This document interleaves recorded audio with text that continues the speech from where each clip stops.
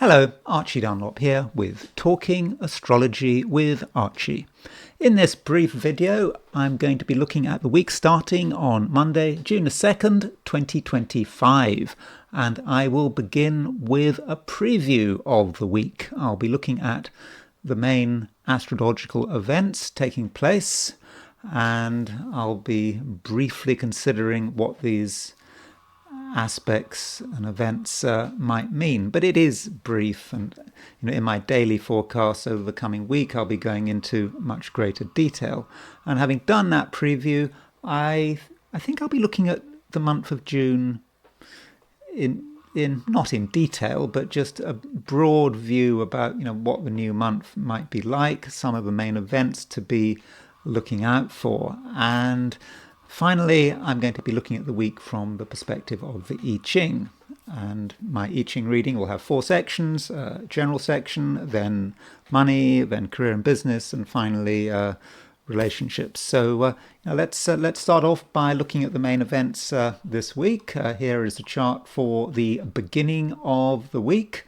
And by the way, don't forget to like and subscribe if appropriate. So here is a chart for the new week. I've set this for Washington, D.C. this time, actually. It doesn't really matter whether it's Washington, D.C. or New York. Makes no difference. And, well, at least it doesn't make any difference as far as the actual positions of the planets are concerned.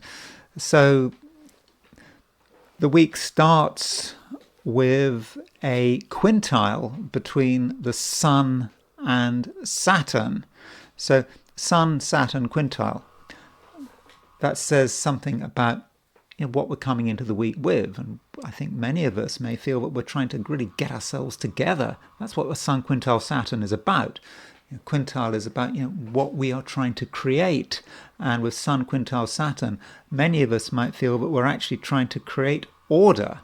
And we are actually going to want to be in control.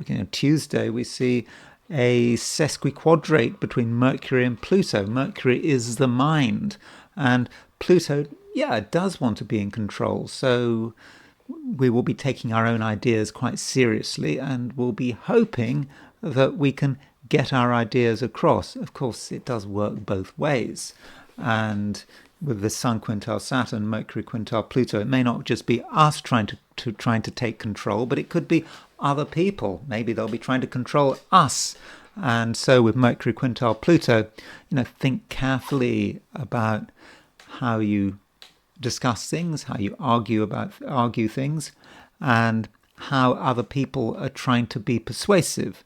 And you have to be careful. It's kind of easy to agree with someone, and then you agree with one thing, and then you agree with another thing, and then you find that maybe someone else is in control. I mean, that could happen with Mercury sesquiquadrate Pluto, but we shouldn't over dramatize it. And then middle of the week we've got 2 sextiles. We've got Mercury sextile Mars, and we've got Venus sextile Jupiter, and both aspects are pretty fortunate. So we've got Mercury in Gemini, sextile Mars in Leo, and that's quite a verbal pairing, so we could be able to really express our thoughts and our feelings, and we can demonstrate our anger in a rather constructive way. Then Venus sextile Jupiter, so you've got Venus right at the end of Aries, sextile Jupiter, which is right at the end of Gemini. And so they come together, Venus and Jupiter, the two benefics, the two most, fortunate planets in the solar system. And so they come together by sextile. So it just may be a lucky combination. And then on Friday, around then, towards the end of the week, Venus changes sign. Venus moves into Taurus. And in a way, we've been waiting for Venus to move into Taurus for a long time. Venus has been going all over the place over the last couple of months. It's been retrograde. It's just coming out of Aries. Aries, it's in its detriment. So Venus in Taurus is well placed. Venus is in its own sign in Taurus. And so, with Venus in Taurus, I think that that might provide some well-needed sort of grounding. And Venus is a planet of beauty, and so we might have a chance to make our world beautiful in ways that perhaps hadn't been available to us before, because there is really so much ugliness around us, and maybe Venus in Taurus can do something about it. Then, at the end of a week, Mercury makes a conjunction to Jupiter, again right at the end of Gemini, and then finally, right at the end, Mercury moves into Cancer. Big change. Mercury moving into Gemini, has been moving through Gemini in its own sign, and then Mercury, it moves into a water sign.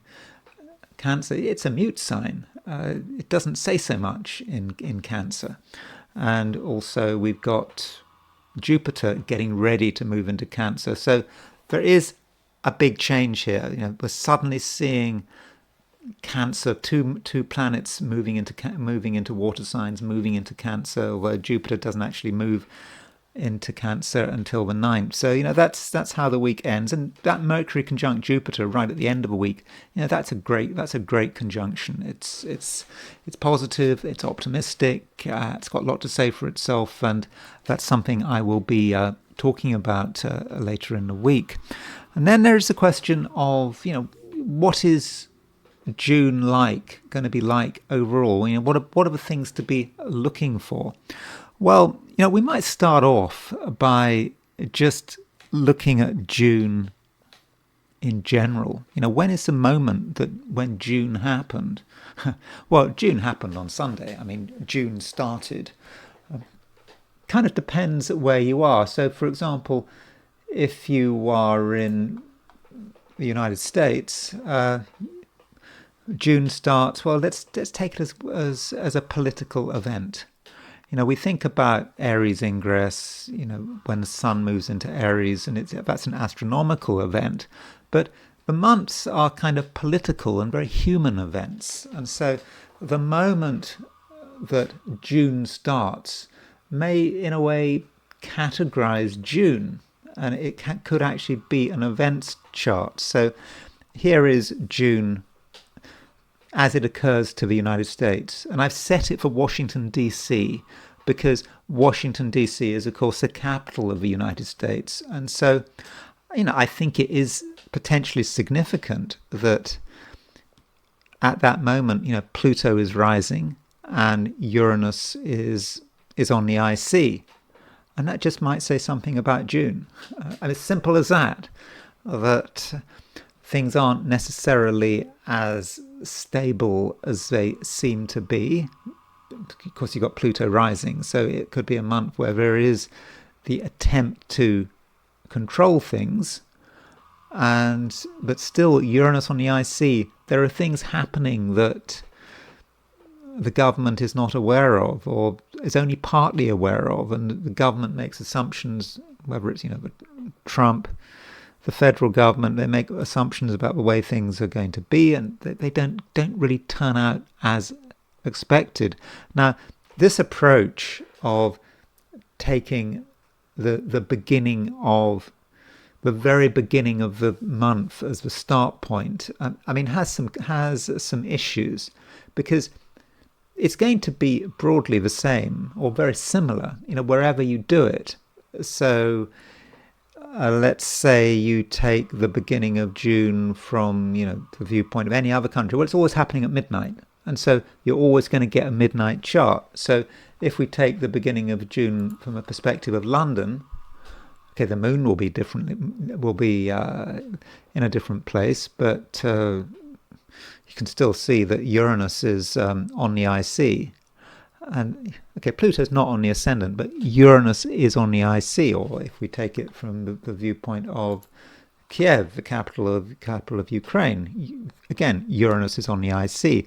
And that just may say something just about the month that we're in and what's happening in this month. And it may not be an easy month in general, because things are happening under the surface. But interestingly, if we look at the beginning of June from the viewpoint of Moscow as a political event, as something that is created by the government. Uranus is actually not on the IC, and that's because of time zone differences. So you set that chart for Russia, and it's not, June is perhaps not as dramatic and not as earth shattering for Russia as it is for Ukraine or the US or the UK. I mean, I know it's a bit vague what I'm talking about, but I'm just suggesting it as a possibility that you might want to look at the start point of a month, or you could do it for a week. It's probably most effective when you do it for the year. So if you want to know about a particular year, you just take the very moment that year starts, and you'll get a similar chart, at least in terms of the angles. However the angles work, it doesn't matter where you choose. It's going to be the same. Now, looking at what the big events over the month are. I mean, it is through June. It's part of it is a transition from Gemini into Cancer, and I think that we're already seeing this when I look at the chart for the week. So at the end of the week, we've got Mercury moving into Cancer. So clearly, that's showing us that something is changing. That the Gemini season is weakening, the Cancer season is beckoning, and of course Jupiter will be moving into Cancer. Not this week, but early next week. And then, of course, by the solstice, the sun will be going into Cancer. So that is this natural change that happens. The Gemini season transforms into the Cancer season. And so that's certainly something that we need to be thinking about. What is Cancer about? Cancer is an emotional sign. So inevitably things are going to become more emotional as June progresses. Now that's very often the case anyway, because Cancer, the sun goes into Cancer in June, but it's also because we've got the involvement of Jupiter. We've got this big sign change taking place this month, over the next week, 10 days, a week really, isn't it now? And so Jupiter is moving through the last degree of Gemini, and it's often said, isn't it, that the last degree of Gemini can be rather unfortunate.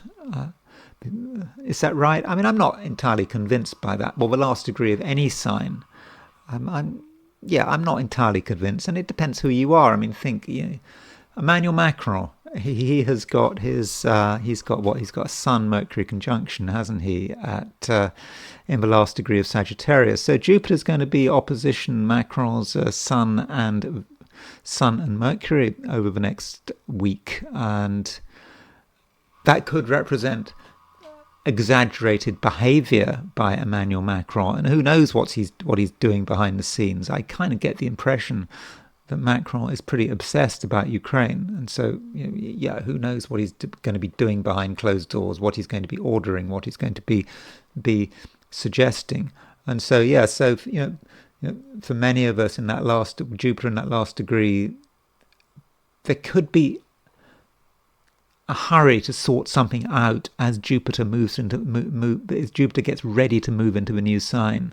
And then Jupiter moves into Cancer, and I'm very optimistic about Jupiter moving into Cancer. And it's not just that we've got Jupiter moving into Cancer, because we've got Venus moving into Taurus. So I've already said that on Friday, Friday the 6th, Venus moves into Taurus. So within a few days, you've got Venus and Jupiter moving out of signs in which they're in their detriment. So Venus is in its detriment in Aries, Jupiter is in its detriment in Gemini, and then Jupiter's moving into the sign of its exaltation, Venus is moving into the sign of its rulership. So that might actually be something to actually look forward to. If the benefics, Jupiter and Venus and Jupiter being a benefics, if the benefics are in fortunate signs, that may bode well, at least in the short term, to what's going on down here on Earth. Maybe there'll be more positivity. People will start to be optimistic. They'll start to be of the opinion that things can work well. Might be a danger of being too positive, but I think in terms of things like the markets. I mean, who knows? I'm not making any forecasts about the markets, but you could argue that with Venus moving into Taurus and then Jupiter moving into Cancer, that could actually be quite good for the markets because people might be more positive, and Venus and Jupiter are more about sort of growth and positivity. They're not about recession and being negative about the economy. So that might be something to be looking forward to. Although we should not forget that Uranus is starting to be very late in the sign Taurus. Now, I'm going to have a lot to say about Uranus moving into Gemini. Uranus doesn't move into Gemini this month. It moves into Gemini at the beginning of July.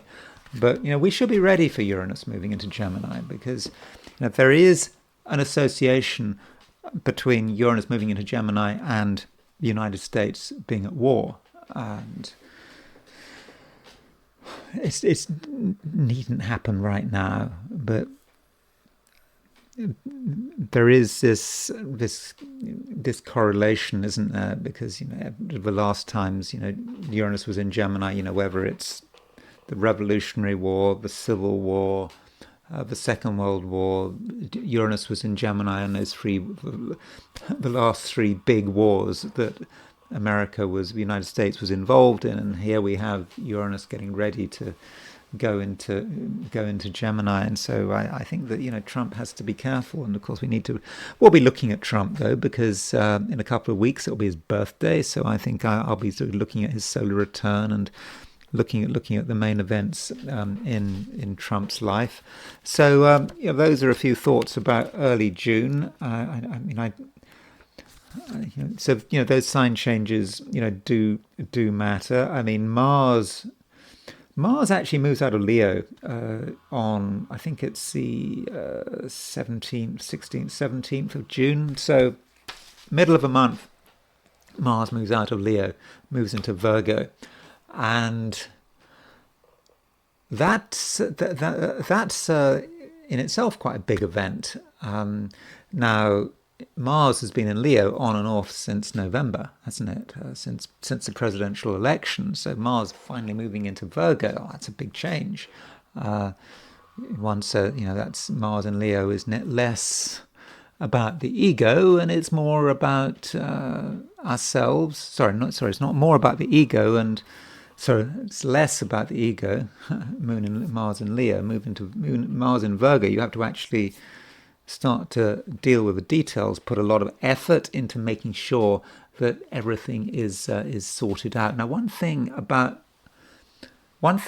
which is interesting is that Mars moving into Virgo. Well, Mars moving into Virgo. What's got its sun at 0 degrees Virgo? I believe that one of the NATO charts has its sun at 0 degrees Virgo. And additionally, Ukraine declared its independence at the end of August 1991, wasn't it? Let's just have a quick look at the Ukraine chart, just to show you what I mean. So here's a horoscope of Ukraine, and August the 24th, 1991, it declared its independence, and so it has its sun at 0 degrees Virgo. So we've got Mars going to be making a conjunction to Ukraine's sun, and of course when Uranus goes into Gemini at the beginning of July, it will be making a square to Ukraine's sun. So there's a lot to talk about then, but I don't want to jump the gun. We're still in early June. So anyway, those are a few thoughts about June. Sorry to be a bit vague, but I'm just kind of giving a preview about what I might be talking about, over the next few weeks. So let's now look at the I Ching. So with the I Ching, do remember that you do not have to watch the I Ching part of this video. It is completely optional, and it only applies to those who actually watch it. So if you don't watch the I Ching part of his video, it really doesn't apply to you. So anyway, so this I Ching reading is going to have 4 sections. It's going to be a general section, then money, then career, and finally relationships. So I asked the question, what is the week starting on Monday, June the 2nd, 2025 going to be like for those watching the I Ching section of this video? And the first hexagram I got was hexagram number 59. So starting off by looking at this this reading, this hexagram, and of course in the hexagram it moves to looking at it from a general perspective.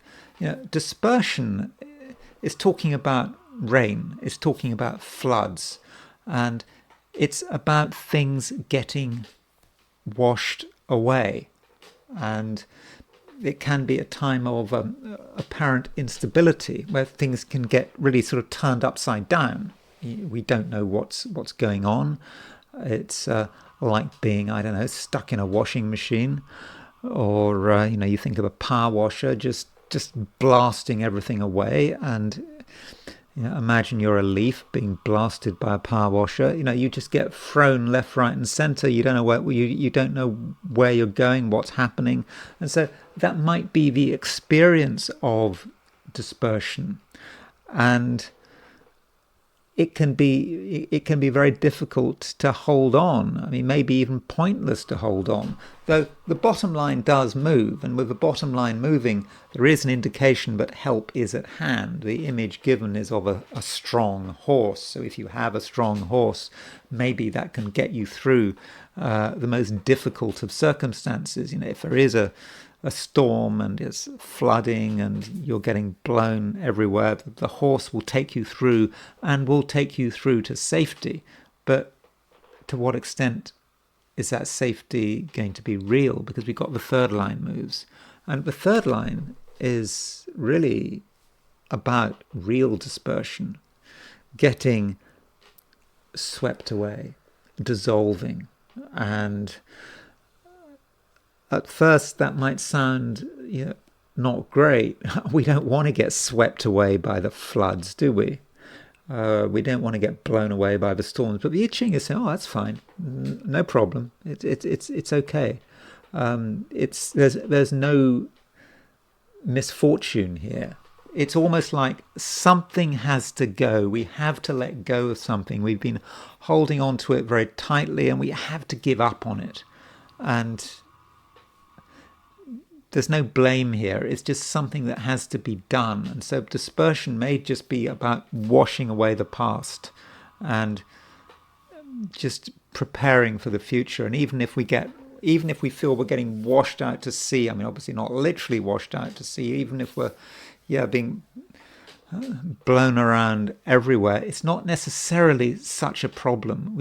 Somehow it'll be okay, but we have to sort of get through and make this transition. Now, because we've got 2 moving lines, we move to a second hexagram, and the hexagram we move to is hexagram number 9, which is the taming power of the small.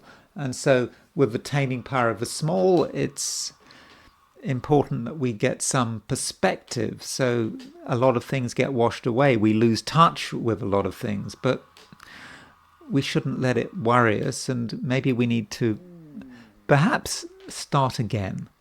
And perhaps in the past we've just taken on too much, and because we took on too much, nothing much came of it, or indeed it just all got taken away from us, or we had to start again. And so the storms having blown through our lives, we're still here, but we just have to start from small beginnings and not try to overreach ourselves. I think that is important. We might want to immediately do something, but that's not the right approach. We need to just accept the way things are and be satisfied with small gains. And the storms are not going to come again, because one of the contrasts is that 59 is dispersion, which is about rain. And one of the things that's said about taming power of the small is dense clouds, no rain. So there is no more rain, and that might mean no more help, at least not in the short term. And we just have to just do things slowly, and that is the right approach. Now, turning to money, when it comes to money, I think that we do need to have a certain amount of discipline. And if we've got any ideas about money that we've been developing and we think we're going to do something with money, we think we've got it all sorted out, and dispersion comes along, that might indicate that we don't necessarily know what we are doing. And all our great plans financially, may come to nothing, or we might have to take into account of new circumstances, and there's another circumstance, and there's another circumstance, and something else happens, and something else happens, and it's really very difficult to know what's going on. And so it's almost impossible to make financial plans. And there is a danger that we reach a point where we feel we might lose something of financial value. But that bottom hexagram does indicate, it's talking about the horse, if we really are able to hold on to something, hold on to our financial priorities, even though if there's pressure to let go, that is something that we really should be doing. And maybe that's like getting some advice or some help if there's something we don't really understand financially. Still, though, the third line moves, and that just could be just about letting go. Now, I'm not suggesting you let go of your money, let it all fly away, but it could instead be something that you just don't really get with money, that you've been trying to sort out, and you can't make progress with it at all. So you just let go of it. And it just might indicate that some of your ideas with money, something you're trying to do with money at the beginning of a week, you just may realize that fundamentally it's not going anywhere and things are just too complicated. And that brings us into the second hexagram, which is hexagram number 9, which is the taming power of the small. And that just sort of suggests that at some point you have to just get back to basics, realize what your limitations are. Some of your plans were just not realistic, and not to take on anything. Taming power of a small, certainly not about spending money or promising money, just being grateful for what you have financially. And yeah, limitation really does matter with the taming power of the small. And then there is career and business, and it starts with this hexagram dispersion. So it may really be that you have to let go of something. You have been working on something. It's maybe has been working up to a point, but how much longer is it going to work for? And it may be that some of your ideas, what you've been working on, if you've got a job, you've been working on something, you thought you were making progress, and then something just happens and you realize that it's gone. It's not there anymore. You've lost it.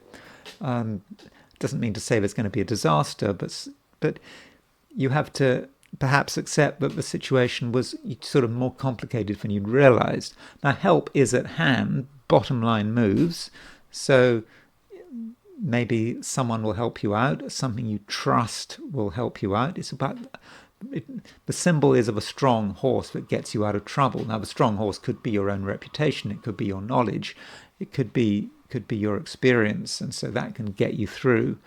And so that's one way of looking at it. Now, if you are in a position where you're not quite sure where you're going with your career, then or your business, if this is appropriate, maybe business and career have nothing, you're not interested. But if it is of concern to you, then perhaps you just have to let go and not believe that there is any fixed path for yourself. It's always good to know that you're moving in a particular direction, but perhaps there is no direction, because dispersion is the storm. And if there's been a storm, all the roads and the paths, they all get washed away. So you're not going to know where you're going. Just because you don't know where you're going doesn't mean you're not going anywhere. You're always going somewhere. And so you can get to your destination even if you haven't got a clue what you're doing. And there may come a point where you just have to let go and just look at what you're doing. And transitioning to hexagram number 9, the taming power of the small. So in terms of career, in the end, or your work, whatever you're doing, you need to take it slowly. And perhaps you've been taking on too much, and do understand your limits. And that is the right approach. And then there is relationships. So the first hexagram is dispersion. So with relationships, there could be a feeling that you don't really know what's going on, and it may be difficult to predict what other people are going to do, and it's very difficult to be in a relationship where you actually know what's going on, because the other person, they might be hard to predict. It might be difficult to know what they're going to do next, and so it's probably best not to second guess. And certain relationships could be completely turned upside down. And I'm not necessarily talking about romantic relationships. Any relationship has a lot of scope for complete confusion. And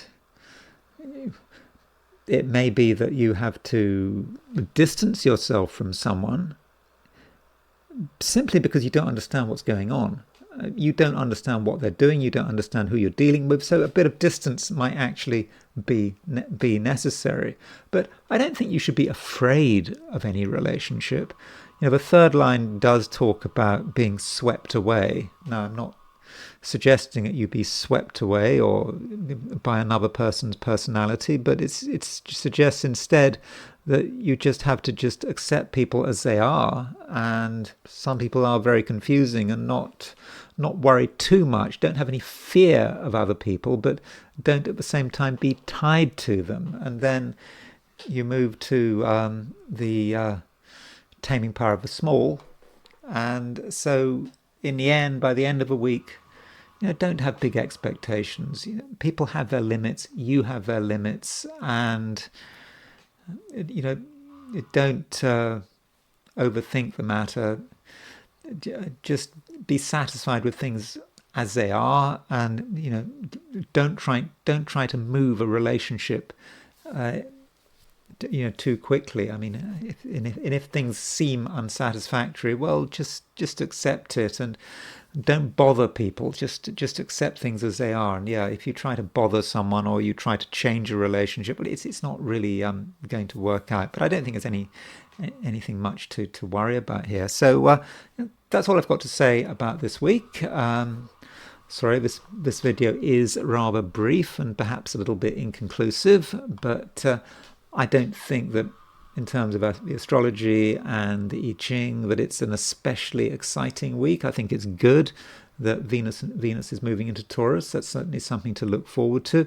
And right at the end of the week, we've got Mercury making a sextile to Jupiter. So as the week progresses, Mercury will get closer and closer to that sextile to Jupiter. So that could boost our luck. We've also got Venus sextile Jupiter, the two benefics in sextile to each other.